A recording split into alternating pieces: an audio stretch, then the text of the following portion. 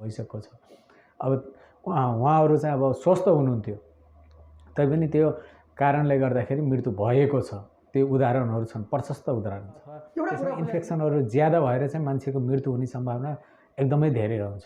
कलेजो जब खराब हुन्छ, हामीले खाएको चिजहरू जुन चिजहरू हामीले खान्छौँ त्योहरू पचाउन चाहिँ बाट निस्किने जो तत्त्वहरू हुन्छ हाम्रो खानाहरू पचाउनलाई, त्यसपछि कलेजोबाट निस्किने एउटा तत्त्व जो हुन्छ त्यसले हाम्रो रगत चाहिँ कुनै पनि शरीरमा चोटपटक लाग्यो भने त्यो चोटपटकलाई जति सक्दो छिटो त्यसलाई चाहिँ यस्तो हुने हो। तैपनि जो हामीले डाइरेक्ट दिने रक्सीले गर्ने असर भनेको चाहिँ एकदम खतरनाक हुन्छ। त्यसले चाहिँ अब रक्सीसँग नभइकन बाँच्नै नसक्ने, रक्सी खाएन भने हात काम्ने जो अघि भनिसक्नुभयो, मेरो चाहिँ हात काम्छ, यो गर्छ, म पानी खान सक्दिनँ भने त्यो चाहिँ अल्कोहोलिजमको कारण चाहिँ त्यसैले नष्ट गरिदिन्छ कि तपाईँले जस्तो 4-6 वर्षसम्म निरन्तर गुटखा प्रयोग गर्नुभयो भने तपाईँको मुखै नखोल्ने समस्या आउँछ। यी मसलहरू जस्तो यो मसलहरू छ नि, यी मसल पुरै कडा त्यो तान्निँदै नतान्निने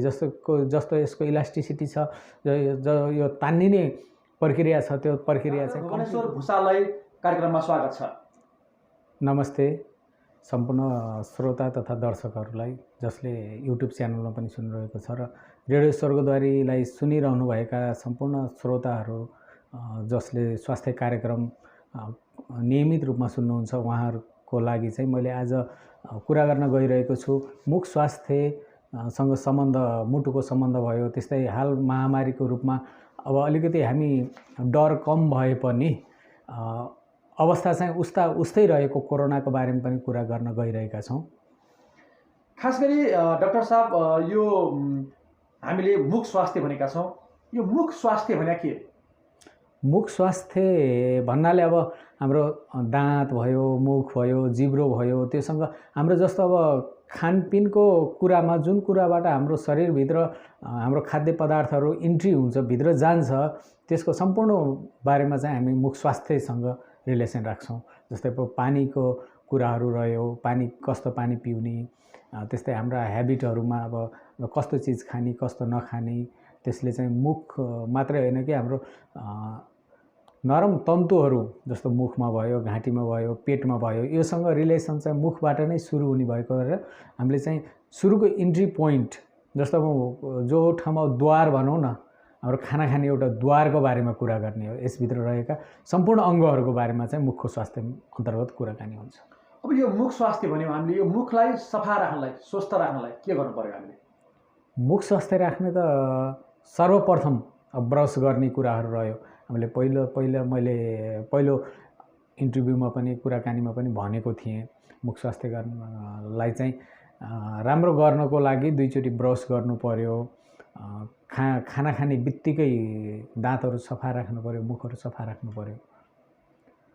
अनि अब त्यस्तै खानपिनमा धेरै गुलियो खाने बित्तिकै अब कुल्ला गर्ने, अब सम्भव भएसम्म ब्रस गर्ने, सफा राख्ने, त्यही नै हुन्छ अब साधारण भाषामा हामीले बुझ्दाखेरि। मुख स्वस्थ रहेन भने त्यसले अन्य कुरामा पनि हामीलाई असर गर्न सक्छ। अवश्य नै।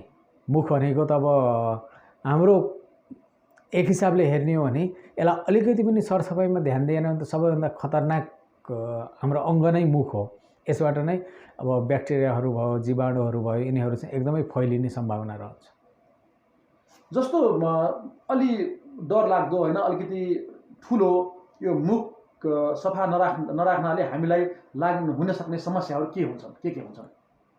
मुख सफा नराख्नाले लाग्ने समस्या पहिलो कुरा त अब गिजाहरूको समस्याहरू भयो। गिजाहरू सुन्निने, गिजाबाट रगत आउने, त्यो सँगै अब दाँतमा किरा लाग्ने समस्या त छँदैछ।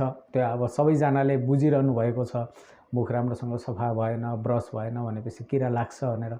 अब त्यो किरासँग सम्बन्धित अरू रिलेसनहरू जस्तो त्योसँग सम्बन्धित के छ त अरू, जस्तो पेटको सम्बन्ध छ कि, मुटुको सम्बन्धहरू छ कि, त्यस्तै अब घाँटी सम्बन्धहरू छ कि, त्यो धेरै कुराहरू सँगसँगै हामी चाहिँ जोडेर लैजानुपर्ने हुन्छ यसमा।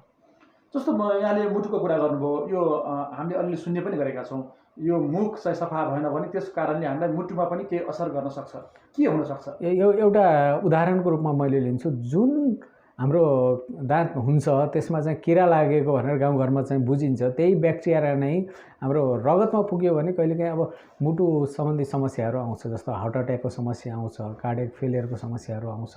ती कुराहरू चाहिँ एकदमै डाइरेक्ट रिलेसनका कुराहरू रहन्छन्। तर हामीले गाउँघरमा चाहिँ त्यसलाई चाहिँ अब इग्नोर गरिरहेको हुन्छ कि खासै वास्तै नगरेर यत्तिकै ल मुखै त हो, अलिकति एउटा दाँत किराले लागेको छ, के भएको छ र अलिकति दुखेको सहेर बस्छु नि भन्ने खालको धारणाहरू बसिरहेको हुन्छ।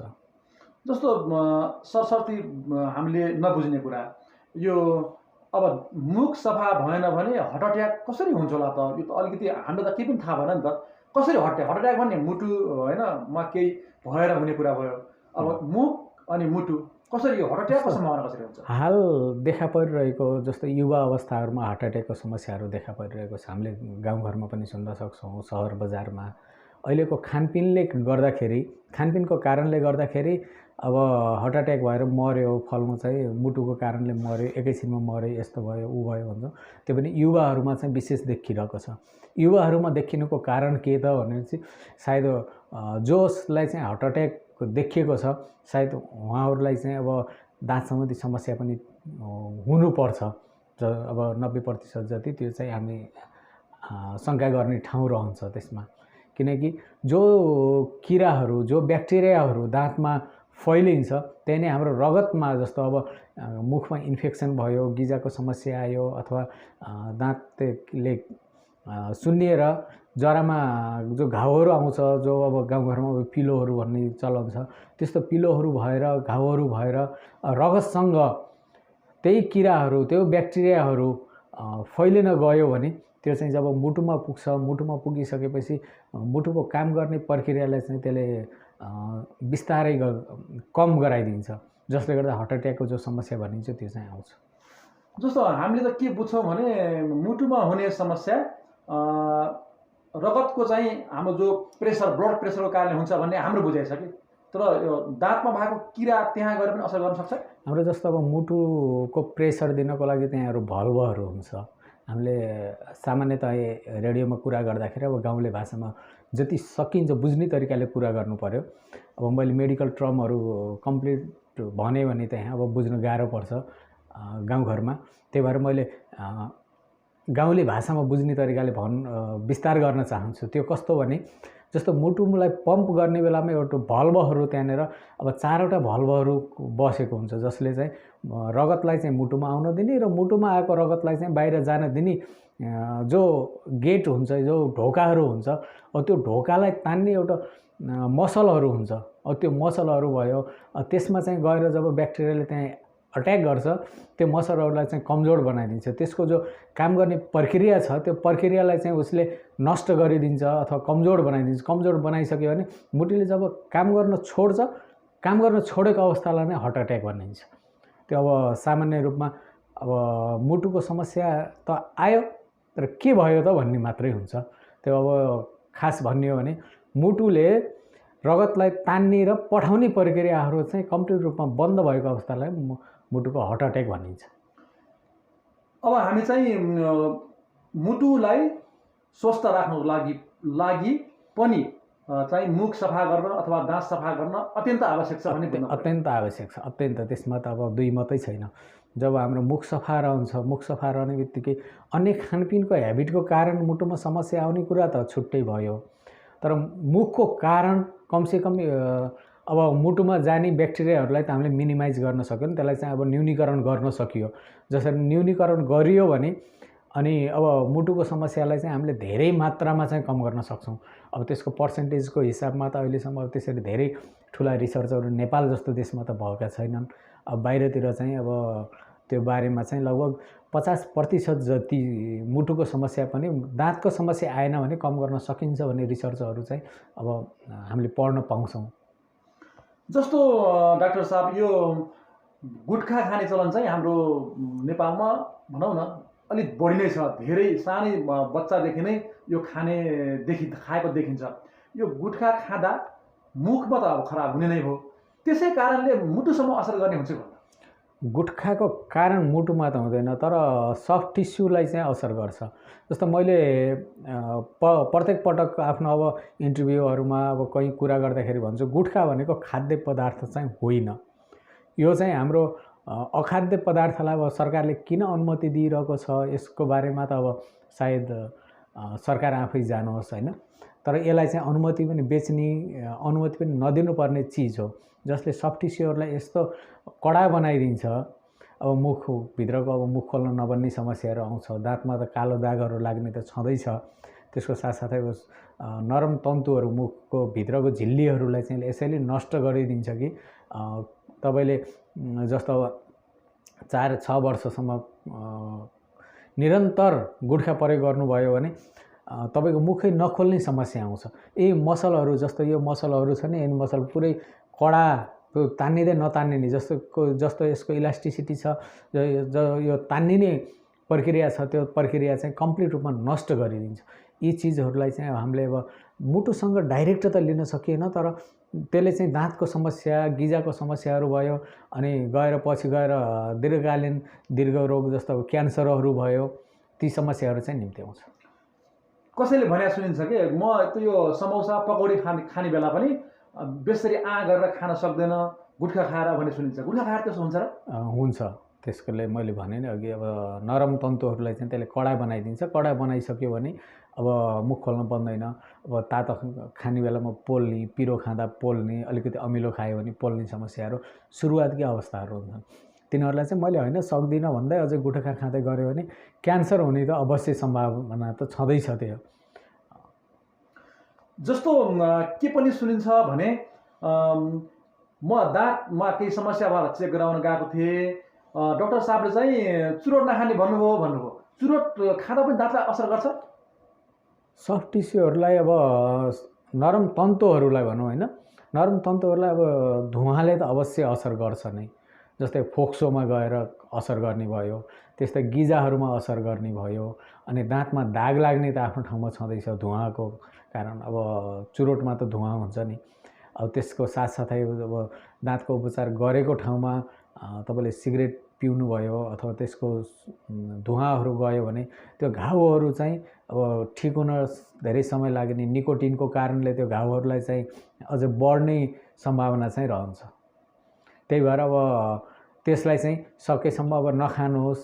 अब सक्नुहुन्छ भने सधैँभरि छोड्नुहोस्, सक्नुहुन्न भने कमसेकम मुखमा घाउ भएको बेलामा अथवा कुनै उपचार गरेको बेलामा चाहिँ नखानुहोस् भनेर हामीले भन्ने गर्छौँ। विशेष गरी हामीले अलिक बढी प्रयोग गर्ने, खानपान गर्ने कुरालाई नै मैले केन्द्रित गरेर कुराकानी गरिरहेको छु।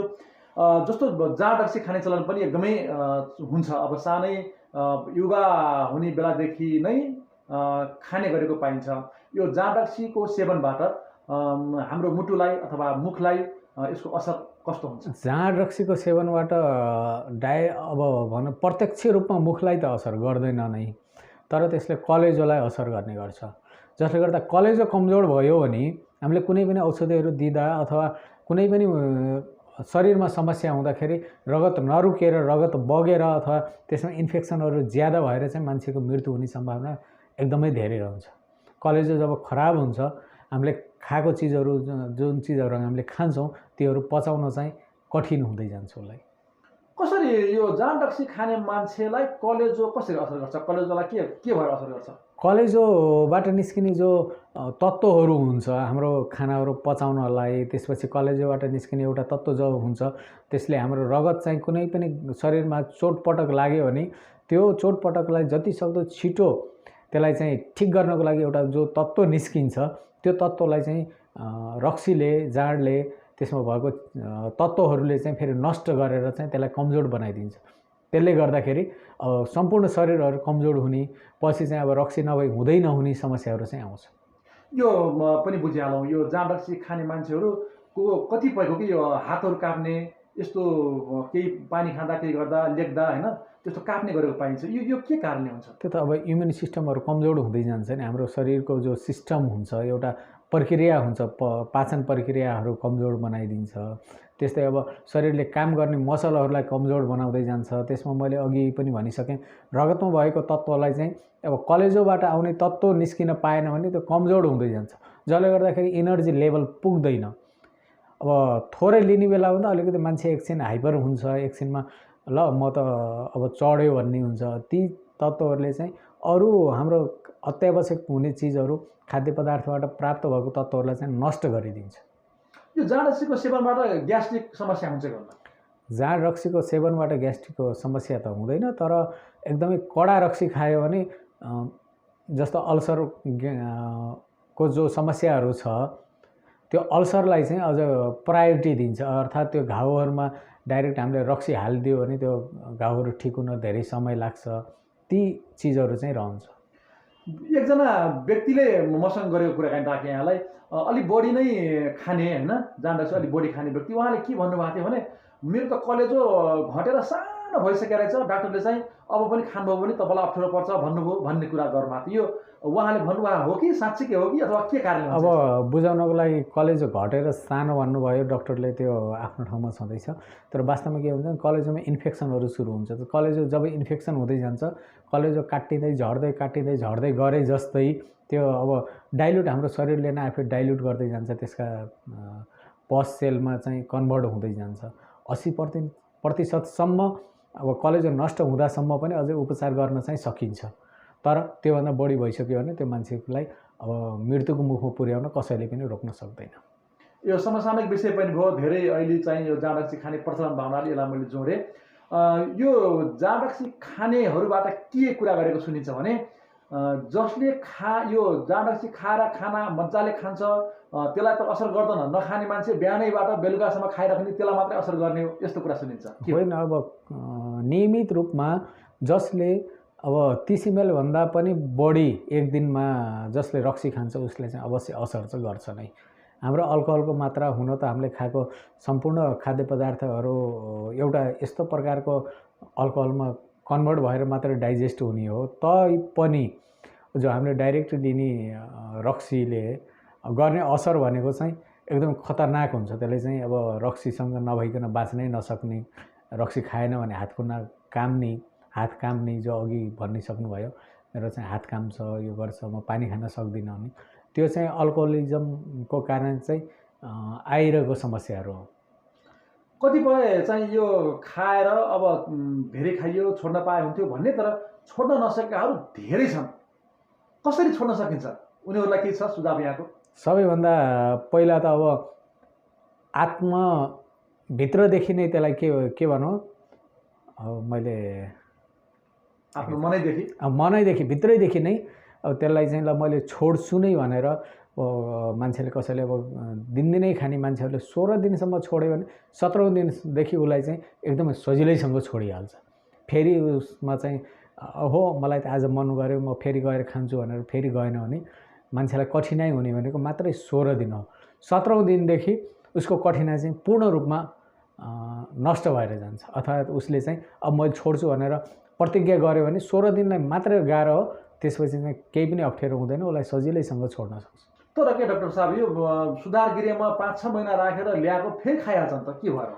अब सुधार गृहमा 5-6 महिना राखे पनि अथवा आफै सुधार गृहमा बसे जसरी खानालाई बन्द गरे पनि अब ती अवस्थाहरू कस्तो हुन्छ भने फेरि एकचोटि फेरि शरीरमा त्यो अल्कोहल पुग्यो भने ओहो मैले चाहिँ फेरि रक्सी खानुपर्छ है भन्ने मान्छेले चाहिँ एउटा दबेर बसेको आफ्नो इच्छालाई चाहिँ फेरि बढाइदिन्छ। अनि फेरि खाँदै बढ्दै गएर फेरि ती मान्छेहरू रक्सीको कुलतमा फस्ने गर्छ। तर यो 80-90 वर्ष पुगेका वृद्धहरूसँग कहिलेकाहीँ कुराकानी गर्दा पनि भन्नुभएको हुन्छ 15-16 वर्षबाट खान थाले हौँ, अहिलेसम्म खाइरहेको छु तर स्वास्थ्य राम्रै देखिन्छ। उहाँहरूले चाहिँ जसले 15-16 वर्षदेखि खाइराखेँ अहिलेसम्म खाइराखेँ भन्नुभएको छ नि, उहाँहरूले जस्तो अब कठिन कार्य गर्ने बेलामा जस्तो अब हाम्रो दाङतिरको लाई हेर्ने हो भने थारू समुदायमा जाँड खाने, दिउँसो माड खाने अथवा जाँड खाने चलन छ नि। अब त्यो रक्सीबाट आएको असरहरू चाहिँ काम गरेर उसलाई चाहिँ एक्सर्साइजको रूपमा चाहिँ पसिनाको रूपमा चाहिँ तत्कालै बाहिर पठाइदिने भएको कारणले त्यति धेरै असर नगरेको मात्रै हो। हामीले अघि भनेका थियौँ विशेष गरी मुख स्वास्थ्य र यसको सम्बन्धको बारेमा। अब अहिले जल्दो बल्दो विषय जल्दो बल्दो भएर पनि अब अलिक पुरानो हुन थालिसक्यो कोरोनाको विषय। यो मुख स्वास्थ्यसँग कोरोनाको सम्बन्ध कस्तो छ? अब मुख स्वास्थ्यसँग कोरोनाको सम्बन्ध त अब डाइरेक्ट रिलेसन भइहाल्यो। अब मुखको र घाँटी भनेको त सँगै जोडिएको वस्तुहरू भयो। यिनी कुराहरू त हामीले छुट्याउन खोजेर पनि नछुट्टिने विषयवस्तु हो। हामीले कहिले पनि मुखको कुरा गऱ्यौँ भने कोरोना त सँगसँगै आउँछ अहिलेको अवस्थामा। भनौँ भने जल्दो बल्दो कोरोना एकदमै पहिले चाहिँ थोरै कोरोना थियो हैन, कोभिड-19 को समस्या चाहिँ एकदमै थोरै थियो। अहिले बढेर समस्या चाहिँ यति धेरै भएको छ, डर चाहिँ यति थोरै छ। पहिले चाहिँ यति थोरै कोभिडको समस्या थियो भने डर यति धेरै थियो, धेरै डर राखिदिएको थियो भने त्यसको तुलनामा मान्छे डराउन कम भएको मात्रै हो। वास्तवमा समस्या चाहिँ अझै जीवको त्यो नै छ, त्यति नै छ समस्या, त्यति नै छ। हामी अब समाजमा अलिकति धेरै भिडभाडहरूमा जाँदा मास्क लगाउने, सकेसम्म सामाजिक दूरी कायम गर्नु त पर्छ नै। अहिलेको जस्तो अब खोप आइसकेको अवस्थामा पनि हामीले मास्क लगाउन त छोड्नु नै हुँदैन। मास्क लगाउने, फेस सिलहरू लगाउने, अब भिडभाडमा सकेसम्म अलिकति टाढै बसेर कुराकानीहरू गर्ने, त्यो त गर्नै पर्ने हुन्छ। तर यो मुखको कारणले चाहिँ कोरोना कसरी हुन्छ? कोरोनाको भाइरसहरू जो छ त्यो चाहिँ हाम्रो सबैभन्दा धेरै घाँटीमा, त्यो जिब्रोको ठ्याक्कै तलतिर भनौँ न, त्यो घाँटीको त्यो लेभलमा चाहिँ बसिरहेको अवस्थामा हुन्छ। त्यस्तै अब त्यहीसँग सँगै जोडिएर अब नाकतिर गयो, अब हामीले अब टेस्ट गर्ने बेला नाकबाट अब लिएर टेस्ट गर्ने हुन्छ, स्वाब लिएर टेस्ट गर्नुपर्ने हुन्छ। ती अवस्थामा चाहिँ घाँटीसँगै त्यसको रिलेसन हुन्छ। त्यहीँनिर चाहिँ तिनीहरू वृद्धि विकास गरिरहेको हुन्छ आफूलाई। कोभिड-19 को जो ब्याक्टेरिया छ, ब्याक्टेरिया नभनौँ, भाइरसहरू हैन, त्यो भाइरसले चाहिँ आफूलाई वृद्धि विकास चाहिँ घाँटीमा सबैभन्दा पहिले गर्छ। अब हामीले मुख खोल्ने बेला घाँटी त खुला हुन्छ, जबकि सास फेर्ने बेलामा 2 मिटरसम्म पनि त्यसले असर भेट्न सक्छ अर्कोजनालाई भने अब मुख खोल्ने बित्तिकै त वासै ती चिजहरू त बाहिर आउन पाए नि। जो कुनै चिज थुनिएर राखेकोलाई ढोका खोलिदियो भने स्वाट्टै बाहिर जान्छ। त्यस्तै अब हाम्रो मुख खोल्ने बेला त घाँटी त अवश्य पनि अलिकति खुल्छ, त्यो बेलामा चाहिँ भाइरसहरू चाहिँ बाहिर निस्किन सक्छ। जस्तो हामीलाई जिज्ञासा लाग्ने कुरा, कोरोना लागेको अब टाढै लाग्छ, नजिकै बस्नुहुन्न, सँगै भए लाग्छ भन्ने कुरा सबैलाई थाहा भएको कुरा हो। तर एउटै परिवारमा पनि एकजना लागेर एउटा नलागेको पाइन्छ, यस्तो किन हुन्छ होला? जस्तो रुगाखोकी हुन्छ नि, परिवारमा 1-2 जनालाई लाग्छ, सबैलाई लाग्दैन नि।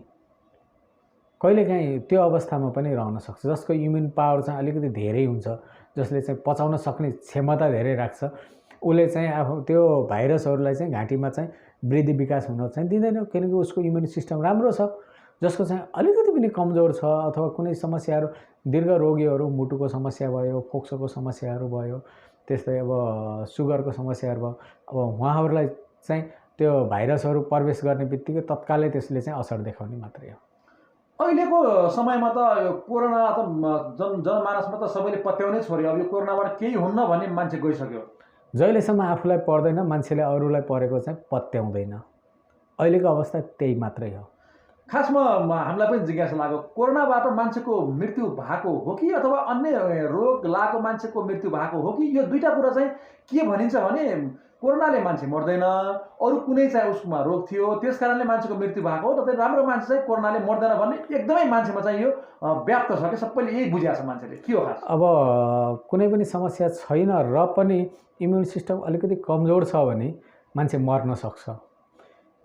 अब भनौँ उदाहरणको रूपमा चाहिँ फोक्सोको समस्या थोरै पनि देखिने मान्छेहरूलाई, जसलाई चाहिँ निमोनिया छिटो छिटो हुन्छ, ती मान्छेहरूलाई गयो भने घाँटीमा वृद्धि विकास भइरहेको कोरोनाको ब्याक्टेरिया भाइरसहरू अब फोक्सोसम्म जब जान्छ, फोक्सोमा चाहिँ एक प्रकारको सिगान जस्तै तत्त्व चाहिँ उसले चाहिँ त्यहाँ विकास गरिदिन्छ, जसले गर्दा श्वास प्रश्वासमा चाहिँ समस्या आउँछ र उसले श्वास प्रश्वास लिन नपाइकन, सास फेर्न नपाएर चाहिँ उसको मृत्यु हुनसक्छ। ती कुराहरू अब कोरोनाको कारण भनौँ कि त्यसलाई अब अन्य कारणले भनौँ, जस्तो अब कसैको पनि इम्युन सिस्टमको कुरा आयो नि, जसको रोगसँग लड्ने क्षमता जसको धेरै छ, उसलाई त अब कोरोनाको भाइरसले त्यति असर गर्ने भएन। जस्तो कसैलाई अब रुगाखोकी पनि लाग्यो भने 1 दिन 2 दिनमा आफै ठिक भएर जान्छ भने कसैलाई अब धेरै नै ज्वरो आउँछ, च्याप्छ, सुत्नै गराउँछ, त्यस्तै त्यसको पनि एउटा भाइरस हो। कसैलाई अब छिटै पचाउन सक्छ भने कसैले त्यसलाई चाहिँ पचाउन कठिन हुन्छ। त्यसको कारण मृत्यु भएका धेरै उदाहरणहरू छन्। कयौँ नर्सहरूको मृत्यु भइसकेको छ, डक्टरहरूको मृत्यु भइसकेको छ। अब उहाँहरू चाहिँ अब स्वस्थ हुनुहुन्थ्यो, तैपनि त्यो कारणले गर्दाखेरि मृत्यु भएको छ। त्यो उदाहरणहरू छन्, प्रशस्त उदाहरण छ। एउटा कुरा बुझाइदिनु न, यो कोरोनाको कीटाणु ठ्याक्कै कहाँनिर हुन्छ र कसरी निस्किन्छ र कसरी सर्छ? अब ठ्याक्कै यहाँ भनेर भन्दा पनि मैले अघि भनिसकेँ, घाँटीमा जिब्रोको ठ्याक्कै तल्लो भागमा चाहिँ कीटाणुहरू, तिनीहरू अब भाइरसहरू चाहिँ वृद्धि विकास त्यसले चाहिँ गर्ने हो। जस्तो हाम्रो शरीरमा अन्यत्र लाग्दासम्म हात धुने धेरै भनेको हामीले धेरै ठाउँमा छुन्छौँ नि, यो हातलाई चाहिँ सकेसम्म मुख नाकसम्म नपुर्याएर जसले चाहिँ धोइराखेको हुन्छ उसलाई एकदमै कम मात्रामा कोरोना सर्छ। भनेपछि हातमा लागेको चिजहरू मुखमा गयो अथवा नाकमा गयो भने यसबाट सासको माध्यमबाट घाँटीको भागमा चाहिँ गएर चाहिँ त्यसले वृद्धि विकास गर्छ। त्यहाँनिर चाहिँ उसले आफूलाई चाहिँ बढाउने मात्रामा काम गर्छ, उसको वृद्धि अझै बढाइदिन्छ, त्यहीँनिर नै त्यसको विकास हुन्छ। जस्तो कि डाक्टर साहब, एउटा जिज्ञासा, यो अहिले मास्क लाउनेहरू स्वात्तै घटिसके, एकदमै 5% पो आइसक्यो, तर कोरोना सङ्क्रमितको सङ्ख्या पनि घटिरहेछ। यो कसरी? यो त बढ्नुपर्ने हो नि। अब त्यसमा चाहिँ टेस्ट नभएर पनि हो। कयौँ अवस्थामा जसको चाहिँ अब रोगसँग लड्ने, रोग प्रतिरोधात्मक क्षमता जसलाई धेरै भएको मान्छेहरूले पनि आफूले त्यसलाई चाहिँ पचाएर अर्कोलाई सार्ने सम्भावना रहन्छ। ती कुराहरू मात्रै हो। जस्तो नेपालको अवस्थामा अलिकति त्यसको परीक्षण चाहिँ एकदमै कम मात्रामा भयो। मान्छे जहिलेसम्म बिरामी भयो, साधारण रुगाखोकी नै लाग्यो भन्ने तरिकाले चाहिँ घरमै बस्दिएको कारणले पनि त्यो अलिकति कम देखिएको मात्रै हो। नत्र अब हामी कहीँ पनि सुरक्षितै नै छैनौँ। जस्तो अब बाहिरतिरको कुरा गर्ने भने युकेमा फेरि अर्को लकडाउन सुरु भइसक्यो। आखिर त्यहाँको पनि त धेरै टेस्ट भइसकेको ठाउँ हो नि। एकचोटि टेस्ट भइसकेको मान्छेलाई पनि फेरि लागेको छ, एकचोटि लागेकोलाई फेरि दोस्रो सङ्क्रमण फेरि सुरु भइसकेको छ। नेपालमा पनि त्यो सङ्क्रमण नआउला भन्न सकिँदैन। त्यो भएर अहिले चाहिँ हामीले मास्क लगाउने गर्नेसँग चाहिँ कति पनि पछि पर्नु हुँदैन। यो एकचोटि कोरोना सङ्क्रमण भइसकेकोलाई फेरि लाग्दैन भनिन्छ त, यो सत्य होइन? उसलाई फेरि सङ्क्रमण त हुनसक्छ, तर पहिलेको जस्तै सुरुमा लागेको जति जटिलता चाहिँ ननिम्त्याउने मात्रै हो। उसलाई अझै पनि सङ्क्रमण त फेरि हुनसक्छ। उसँग लड्ने क्षमता तयार भइसकेको हुन्छ कि के भयो? अब लड्ने क्षमता अलिकति तयार गरिसकेको हुन्छ उसले, जसले गर्दाखेरि सङ्क्रमण भए पनि छिटै त्यसलाई चाहिँ फेरि दबाएर राख्ने क्षमता चाहिँ वृद्धि विकास भइसकेको हुन्छ। जे होस्, अहिले पनि कोरोना सामान्य हो भनेर लापरवाही गर्ने समय चाहिँ होइन। मास्क लगाउन, सेनिटाइजर लगाउन आवश्यक छ। एकदमै सेनिटाइजर लगाउनु पर्यो, मास्क लगाउनु पर्यो। अब पाएसम्म भ्याक्सिनहरू लगाउनै पर्यो। भ्याक्सिन लगाइसकेपछि पनि अझै ती के हामीले गर्नुपर्ने आफ्नो सुरक्षात्मक कुराहरू त गर्नै पर्छ। यो भ्याक्सिन लगायो भने कहिले कोरोना नलाग्ने हो कि के हो? कोरोना लाग्न त लाग्न सक्छ, त्यसले चाहिँ जटिलता ननिम्त्याउने मात्रै हो। उसलाई चाहिँ अब मृत्यु हुनुबाट बचाउने भयो होइन। अब त्यसबाट चाहिँ अब फोक्सोको समस्याहरू चाहिँ तत्कालै आउन नदिने भयो, त्यही मात्रै हो। लाग्न त लाग्न सक्छ। भ्याक्सिन लगाए पनि मान्छेलाई रुगा लागे जस्तै केही समय अलिकति अप्ठ्यारो बनाउने अनि आफै ठिक भएर जाने हुनसक्छ। हामीले समग्रमा बुझ्नुपर्दा जस्तै मुटुको समस्या भएको व्यक्ति अथवा कोरोनाबाट बच्नको लागि, मुटुको समस्याबाट बच्नको लागि मुखको सफा गर्न अथवा मुख स्वस्थ राख्न अत्यन्त जरुरी छ। अत्यन्त जरुरी छ। सबैभन्दा ठुलो कुरा भनेको हाम्रो चाहे कोरोनाको सम्बन्ध होस् मुखसँग अथवा मुटुको सम्बन्ध होस् मुखसँग, मुखलाई चाहिँ सबैभन्दा स्वस्थ राख्यो, सधैँभरि आफूलाई चाहिँ मुख स्वास्थ्यमा चाहिँ एकदमै ध्यान दियो भने कोरोनाबाट पनि बच्न धेरै मात्रामा सहयोग गर्छ भने मुटुको समस्याबाट बच्न पनि धेरै मात्रामा सहयोग गर्छ। हामी अन्ततिर आइसकेका छौँ। अब अन्तमा चाहिँ के भन्नुहुन्छ?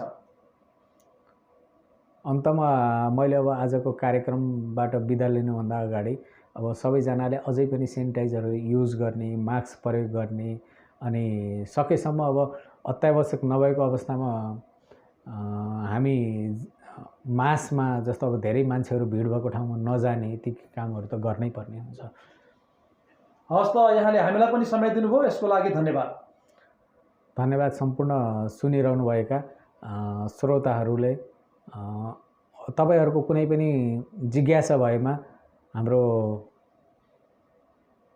यहाँ पनि कन्ट्याक्ट गर्नुहुन्छ, रेडियो स्वर्गद्वारीमा पनि कन्ट्याक्ट गर्न सक्नुहुन्छ, अथवा मेरो पर्सनल नम्बरमा पनि कन्ट्याक्ट गरेर फोन गरेर सोध्न सक्नुहुन्छ कुनै जिज्ञासा भए। अथवा फेरि अब कुनै जिज्ञासाहरू त्यस्तो भएपछि अब रेडियोबाटै भन्नुपर्ने भए पनि फेरि हामी उपस्थित भएर भन्ने तपाईँहरूको चाहिँ उत्तर दिने प्रयास गर्नेछौँ।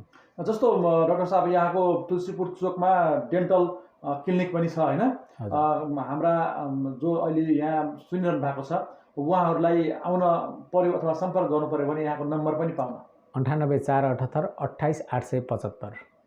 यो मलाई चाहिँ डाक्टर भुवन भुषाल भनेर अथवा भुवनेश्वर भुषाल भनेर चिन्न सक्नुहुन्छ। आएर पनि सोध्न सक्नुहुन्छ, अथवा प्रत्यक्ष भेटेर सोध्न सक्नुहुन्छ, अथवा मलाई फोन मार्फत पनि 98 478 28 875 मा सम्पर्क गरेर केही क्वेसनहरू छ, कुनै जिज्ञासाहरू छ भने सोध्न सक्नुहुन्छ।